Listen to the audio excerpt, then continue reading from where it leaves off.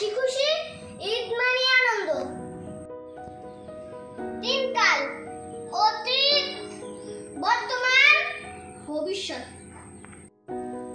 চার খলিফা, হযরত আবু বকর,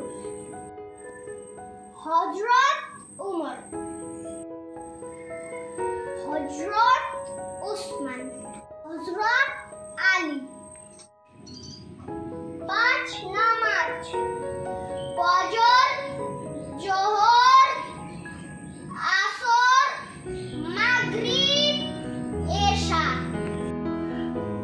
ছয় ঋতু, গ্রীষ্মকাল, বর্ষাকাল, শরৎকাল, হেমন্তকাল, শীতকাল, বসন্তকাল।